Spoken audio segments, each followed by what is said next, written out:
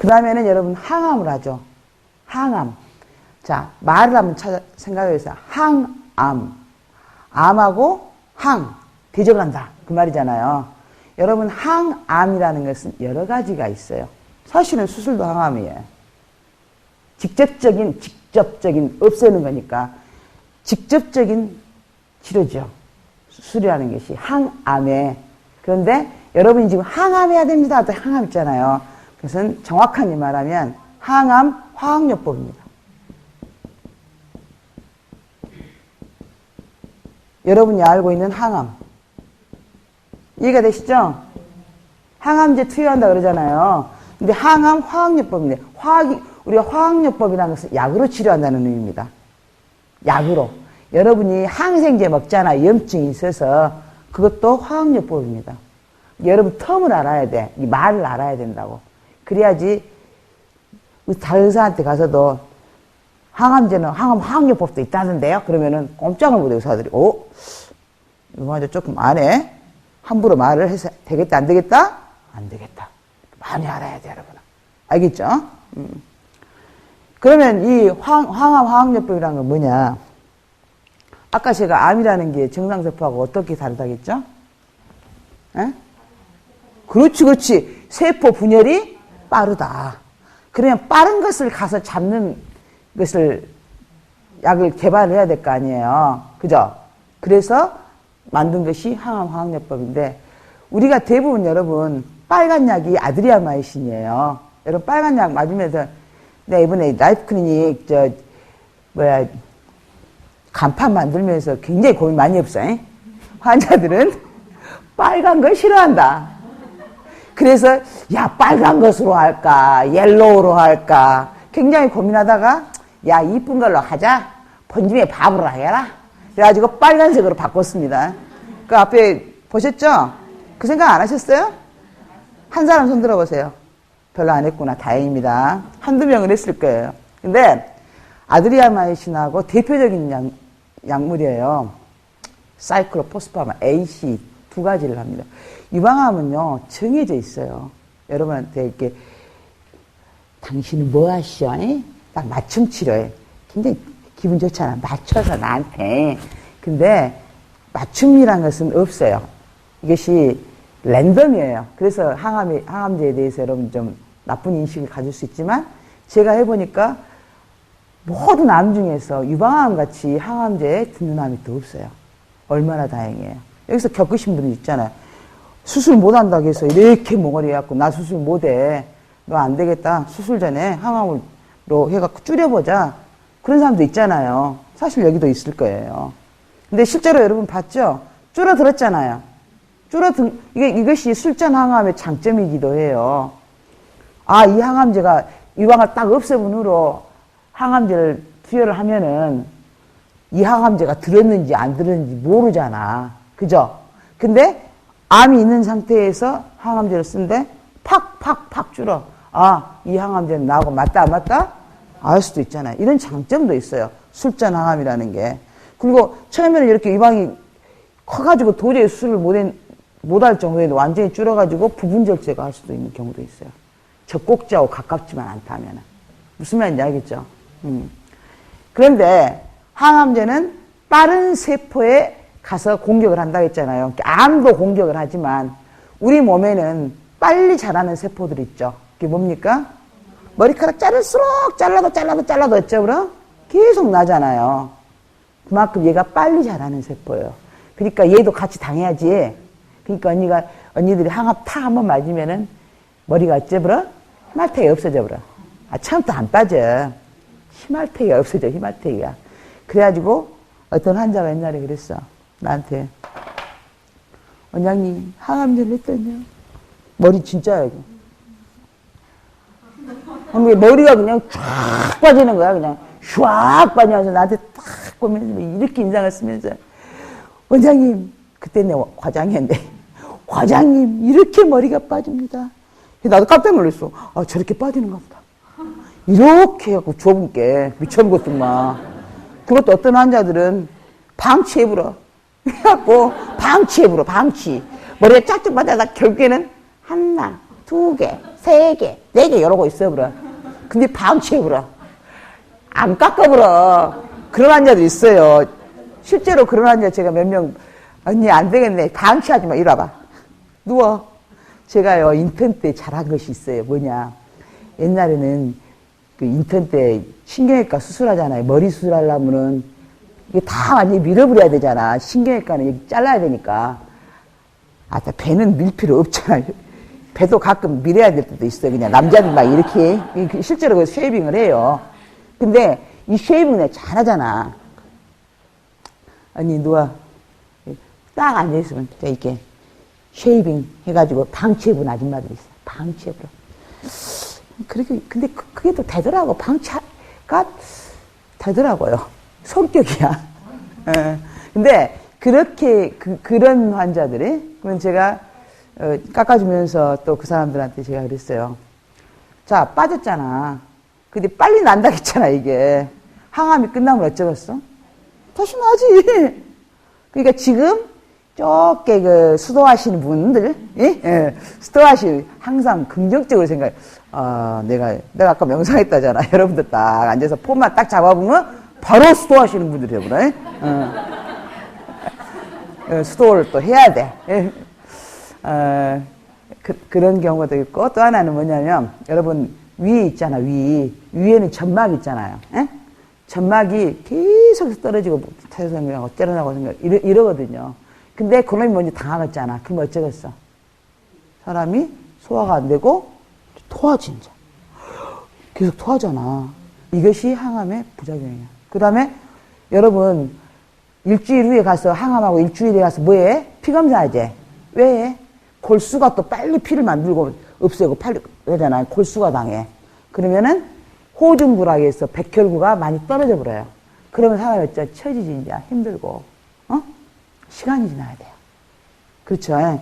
그래서 이제 대부분 유방암은 3주에 한 번씩 항암을 해요. 3주에 한 번씩. 항암이 심하지 않은 사람들은 3주에 한 번씩 4번을 항암을 해.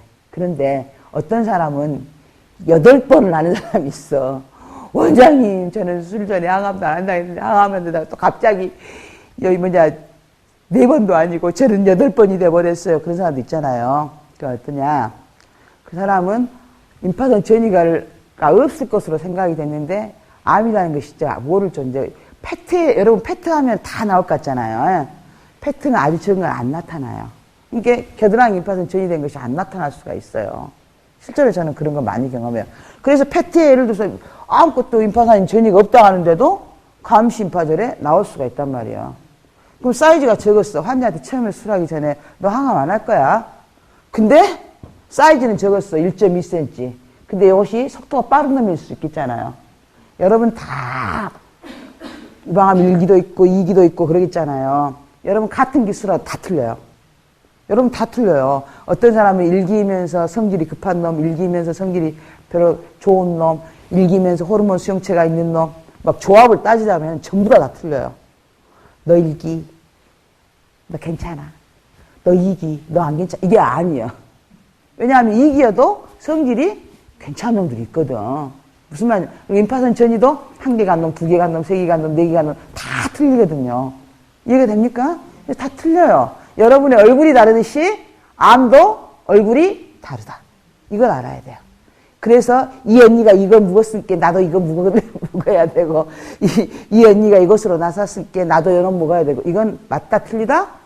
틀리다. 여기 우리 한방 선생님도 계시지만 다 체질이 달라요. 최근에 그런 책도 있더라고요. 어떤 한의사 선생님 같은데 저는 한의는 잘 모릅니다만, 소음이, 태양인, 이런 거 있잖아요. 체질에, 누굽니까? 사상의학이라는 게 있잖아요. 사상의학. 나 잘 모르는데. 사상의학은 그 체질에 따라서 나한테 맞는 음식이 있고, 안 맞는 음식이 있나 봐. 그런 책이 있더라고요. 여러분도 혹시 시간이 되면은, 저는 그 책을 하나 샀어요. 궁금해서. 혹시 여러분한테 도움이 될까 해서. 근데 아직 책을 못 읽었어. 너무 다른 책 읽을 게도 많아가지고. 나중에 내가 공부하고 여러분한테 또 강의를 할 수 있는 시간이 있을 거예요.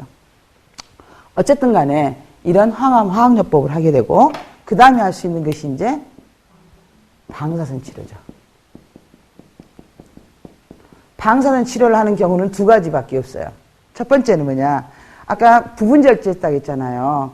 부분절제를 했는데 나 방사선 치료하기 싫어. 그래갖고 안 해버리잖아요. 그러면 20%에서 그 자리에서 암이 생길 수 있어요. 20%라는 것은 10명에 2명이잖아요. 상당히 높은 확률이에요. 그죠? 내 방사선 치료하면 그 확률이 팍 줄어들어요. 우리나라에서 지금 5 내지 8%밖에 안 돼요. 뭔 말인지 알겠죠? 그 다음 두 번째는 병이 심해진 경우. 그럼 심한 정도를 어떤 기준이 있어야 될 거 아니에요. 응? 어떤 기준이냐? 임파선 전이가 4개 이상 간 사람 우리가 심한 사람이라 그래요. 3개까지는 방사선 치료 안 해. 참 이것도 웃겨. 3개하고 4개하고 얼마나 차이가 되겠어. 근데 3개까지는 또 안 해. 이건 뭐냐면 우리 이 현대의학, 내가 하고 있는 현대의학, 정통의학이라 그러죠. 이 현대의학은 통계의학이기 때문에 그래요. 그것도 우리나라에서 그런 통계가 다 나왔고 외국에서도 나왔고 그래서 그 통계에 입각해서 매개라고 의사들이 일종의 정한 룰이에요. 룰. 오케이? 예, 그래서 어떤 사람 나 유방도 안 살리고 나 유방 전체 절제를 해버렸는데 선생님 제가 왜 방사선 치료해야 됩니까? 4개 이상 갔으니까 하는 거예요. 룰이에요. 알겠습니까? 그런 두 가지 경우에는 안 해요. 그 다음 네 번째. 네 번째는 이제 자 유방암의 원인이 뭐라 그랬죠? 그렇죠. 호르몬, 여성 호르몬 전개. 반대되는 여성 호르몬.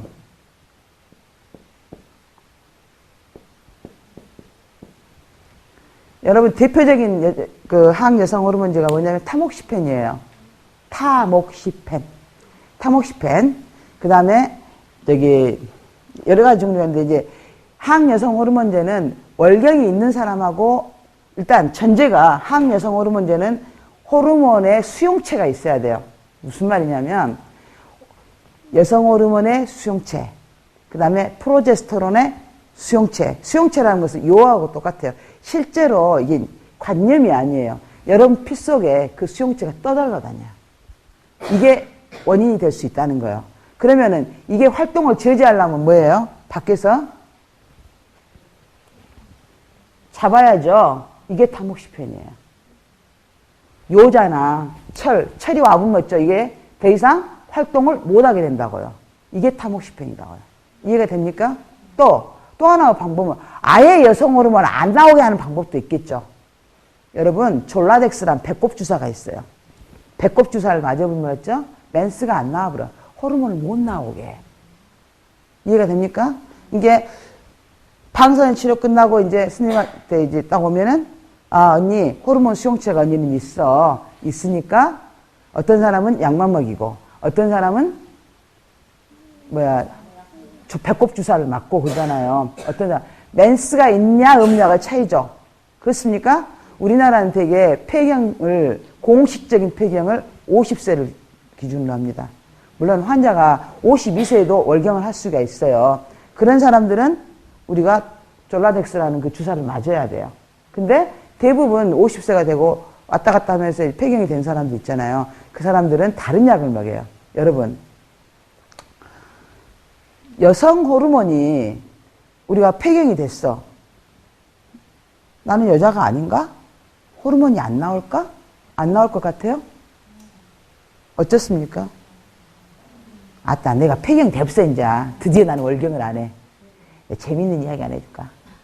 남자들이 있어서 좀 그런데.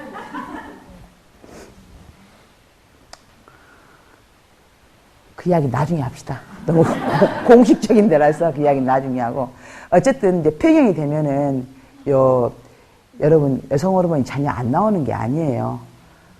임신을 준비할 만큼 안 나온다는 이야기예요. 쉽게 말해서, 여성 호르몬이 제일 많이 나오는 것이 어디예요?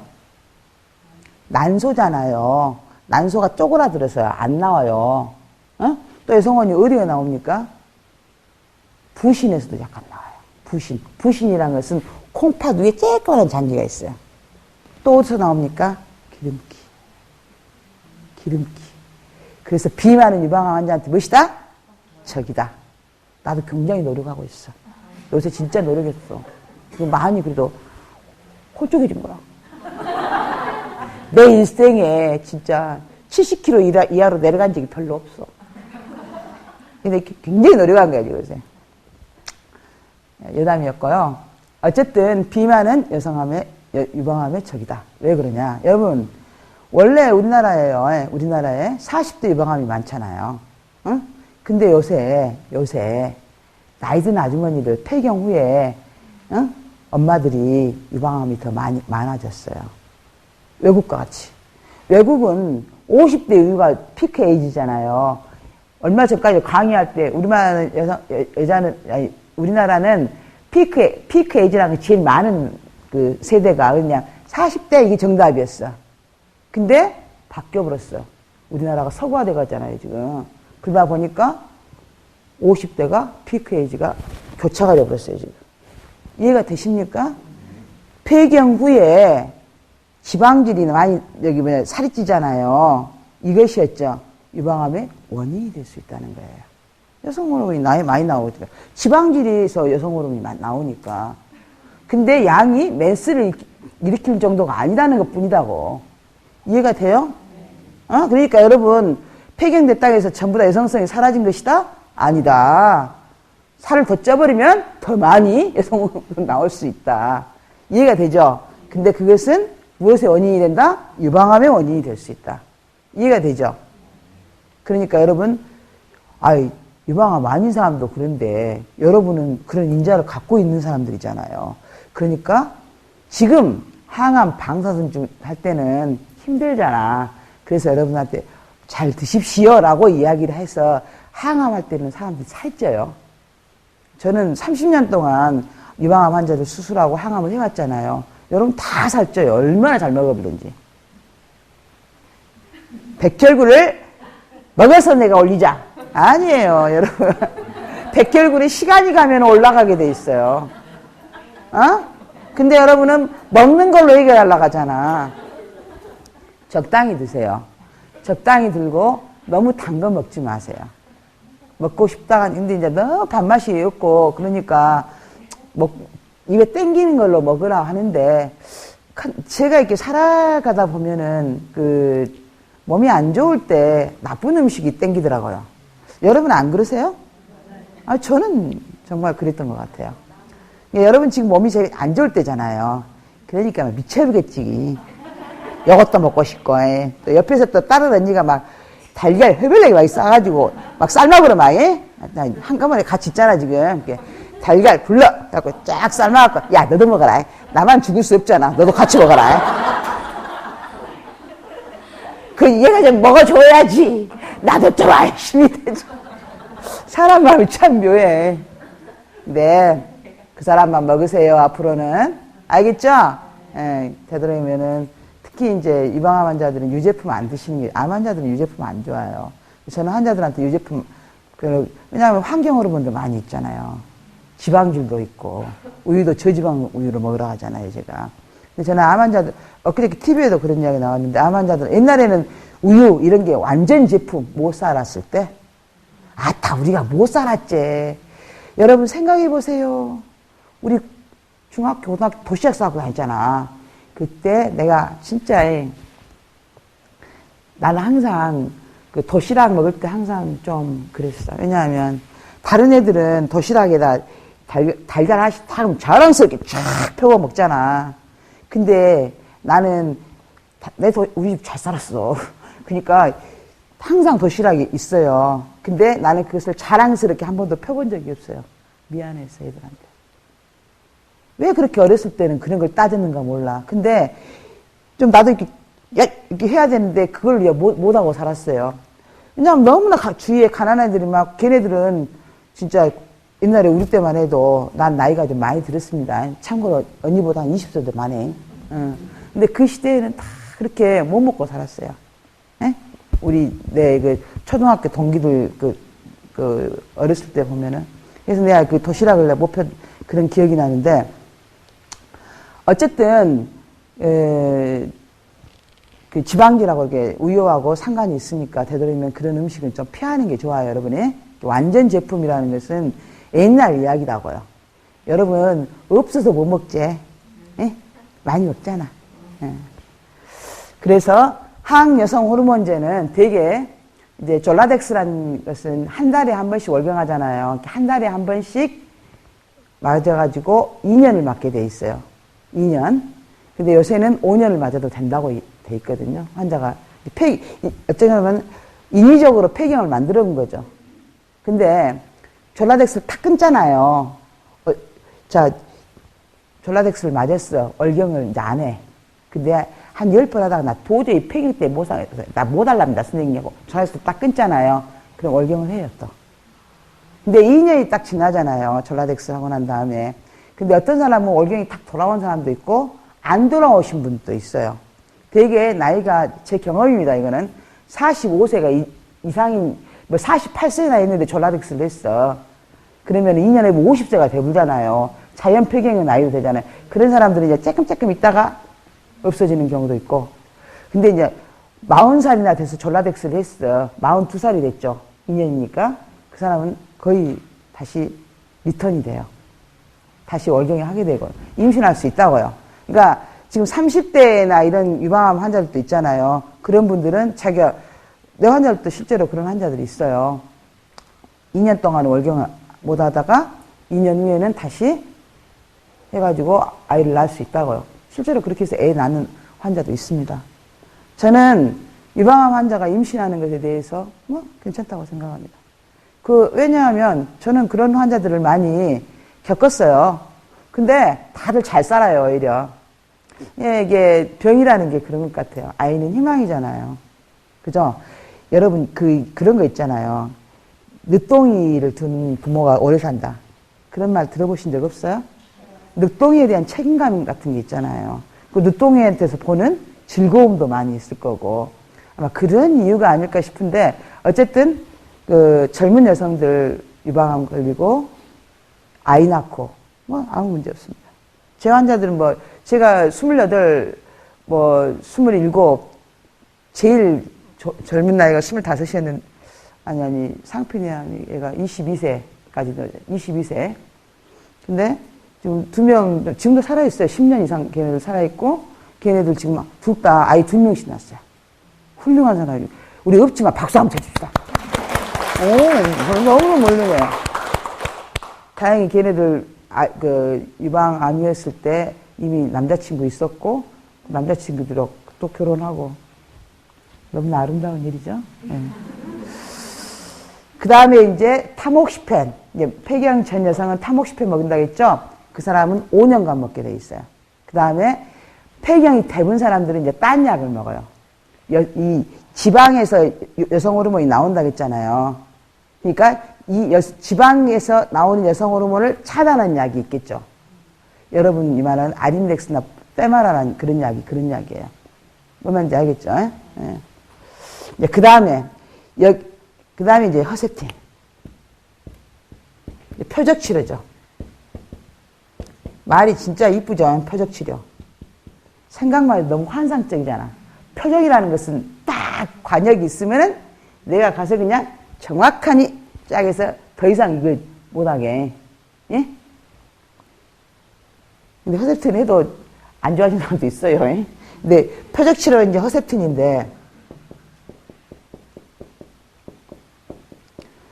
누구나 다 허세틴 표적 치료를 하냐? 아닙니다. 여러분 몸 안에는 허투라는 인자가 있어요. 이 허투 인자는 실제로 허투 인자가 있으면 유방암의 애우를 결정하는 인자들이 있을 거 아니에요. 애우를 결정하는 인자 중에 허투 인자는 애우가 나쁜 겁니다, 사실은. 근데 나쁘지만 이 허세틴이라는 표적 치료가 있기 때문에 치료를 할 수 있다는 거죠. 무슨 말씀이냐? 그런 식으로 이해를 해야지 허세틴이 좋다, 나쁘다 이렇게 생각해서는 안 됩니다. 그래서 이 표적 치료는 사실 굉장히 값이 비쌉니다. 근데 허투 인자가 다 있냐, 다 없냐? 아닙니다. 어떤 사람은 이만큼 있고, 어떤 사람은 이만큼 있고, 어떤 사람은 이만큼 있고, 어떤 사람은 이만큼 있고, 그러면 어떤 때까지 보험이 되냐? 1, 2, 3, 4 했을 때 3 이상이어야 됩니다. 3 포지티브 이상이어야 돼요. 그러면 2 포지티브요. 표적이 없지 않아. 좀 적을 뿐이에요. 근데 이 사람들은 허가가 있긴 있을 수는 있겠지만, 왜냐면 표적이 있으니까. 근데 이 사람들에 비해서 적으니까, 예? 적으니까 허가가 덜 할 것이다 해서 보험이 안 돼요. 이걸 보험이 되면은, 이게 어떤 사람들은 이제 좀 어쨌든 나는 좀 표적 치료한 걸 해보고 싶다는 사람도 있겠잖아요. 그럼 투 포지티브만 되고 자기 돈 들여서 해요. 그러면 자기 돈 들여서 이 치료를 하자면 8천만 원이 돼요. 엄청난 돈이죠. 1년에. 1년 치료하는 거거든요. 3주에 한 번씩 1년간 하는 거예요, 이거는. 근데 다행히도 이 표적 치료는 부작용이 좀 적어요. 머리 나요.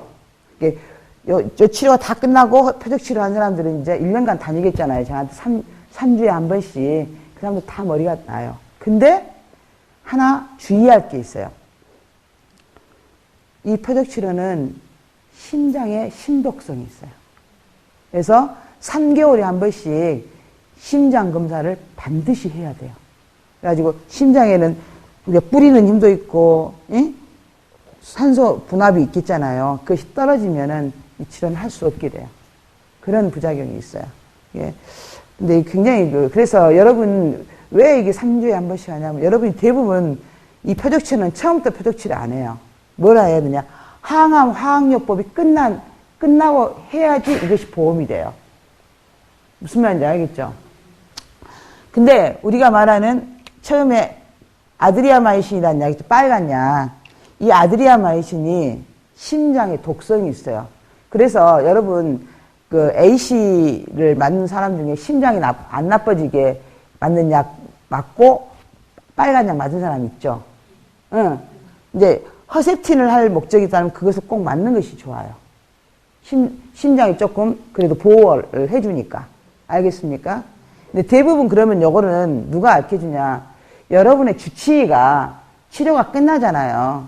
저 같은 경우에는 치료 전에 이걸 다 이야기해주고 치료가 끝나면 이제 야, 너 수술 끝났잖아. 너 항암해야 돼. 넌 항암을 4번 해야 돼? 8번 해야 돼. 심한 환자들은 6번 할 수도 있어요. 6번이 숫자는 적지만 좀 독해요. 좀 독해. 그 다음에 너 방사선, 이거 끝나면 3주 후에 방사선 치료해야 되거든? 방사선 치료하고 난 다음에, 이건 이제 부작용이 없으니까, 이제 방사선 치료하고 한 3주나 후에, 되게 방사선 치료 후에는 한 달은 쉬어야 돼요, 여러분. 그래야지 몸이 회복이 되니까. 그 다음에 이제 표적 치료를 시작하는 거예요. 이 표적 치료는 항암이나 화학, 방사선 치료 끝난 후에 6주 이내만 하면 아무 문제가 없어요. 이해가 됩니까? 대부분 제 환자들은 방사선 치료 끝나고 3주나 4주 후에 표적 치료를 시작해가지고 3주에 한 번씩 하고 3개월에 한 번씩 심장 초음파를 해서 부작용이 있는가 없는가를 보는 거예요. 표적 치료를 하면 이 허세틴을 맞을 때는 우리가 심장 있잖아요. 심장 때문에 여러분 이거 텔레비 보면 띠 이것이 심장 뛰는 소리예요. 띠 하잖아요. 그것이 1분에 몇 개? 80개는 뛰어야 돼.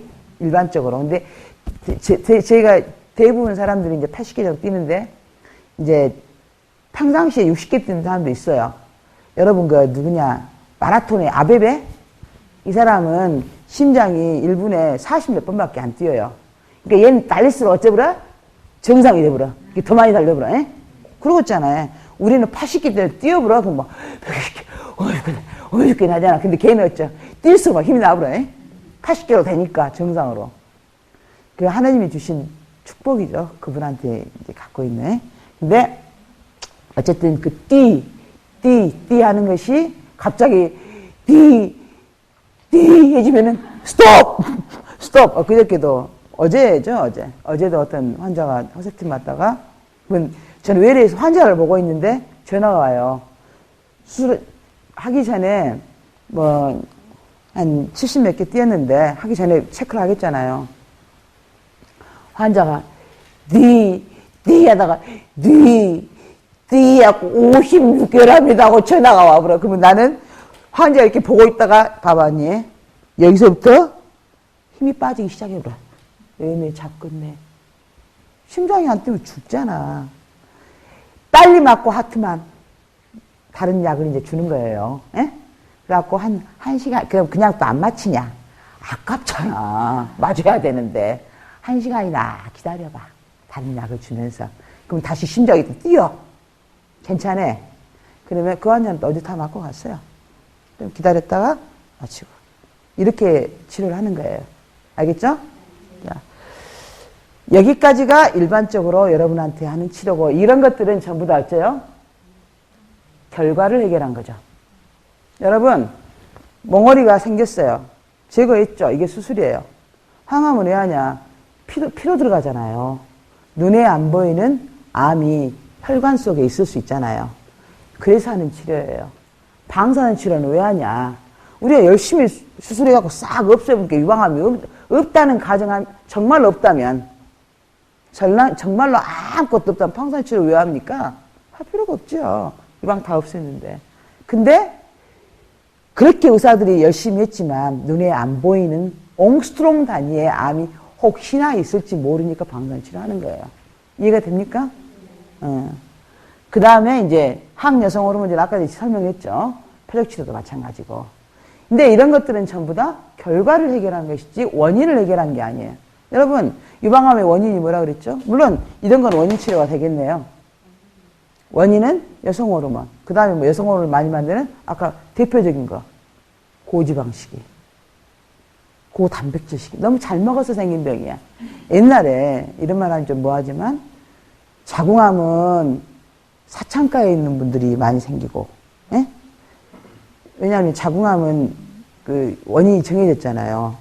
그 바이러스에 의한 것인데 이게 위생하고 관련된 거잖아요. 그죠? 유방암은 뭐 잘 먹는 사람들이, 이게 여러분 저다 고급병이 걸린 거야. 얼마나 고급인지 몰라. 언니, 여러분 전부 다 어쩌? 고급병에 걸린 거야. 그죠? 잘 먹어서 생긴 병인가 봐. 속으로 그러고 있지, 지금. 내가 무엇을 잘 먹어야 제일 좋은 것은 우리 서방 주고, 가운데 토막은 서방 주고, 뒷토막 아들 주고, 나는 뭘 먹었어?